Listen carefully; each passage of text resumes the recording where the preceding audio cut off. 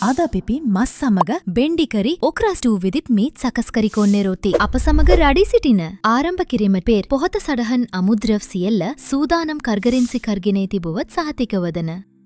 පිරිසිදුකර සෝදාගත් බෙන්ඩි ඕක්‍රා සම්පූර්ණ සුදුලූුණු ගිල්ලන් සහ එක් සම්පූර්ණ හිසක් වියලි කලු දෙහි දෙකක් ලූමි කැට් කපන ලූන ලූුණු දෙකක් මස්සි හඩි එකක් කොහා සම්පූර්ණ මස්සාලා කිලෝග්‍රෝම් උණු කිරිකක්. බඩ්ඩා ලූුණු එකතුකර වර්ණ වෙනස්වන තෙක් බඩ් ගන්නන්න. ඊලට මස් එකතුකර හොඩින් බද්ගන්න. පසුව කොහා සහ සම්පූර්ණ මස්සාලා එකතුක ද්‍රව්‍ය හොඩින් මිශ්ෂ කරන්න.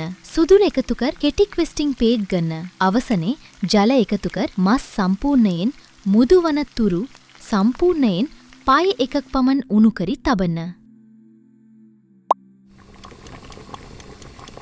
බෙන්ඩිකරියේ අමුද්‍රව කුඩුතු කර්ගත සුදුලූුණු මැස්සි හඩි එකක ලුණු තක්කාලි රසය අර්ධාර්ධකෝන් එකක ටක්කාලි පේස්ටුණු මිරිස්තෙල්.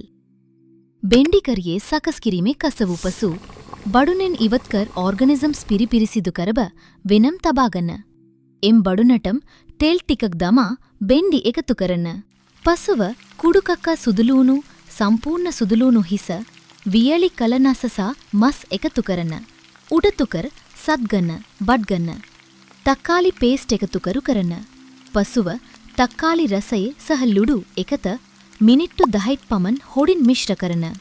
පිරිසිදු කස් උණු රසයි එකතුකර අඩු උණුසුමක පැයි භාගයක් පමණ උණුකර තබන්න. අවසන් ප්‍රතිවත් ලෙස්. දැන් මස් සමග බෙන්ඩිකරිය සූදානම්ය. මස් මෘදුයි බෙන්ඩි හොඩින් එකතුකර ඇති අතර රසයි සම්පූර්ණයෙන්ඩම් රසවත්ය.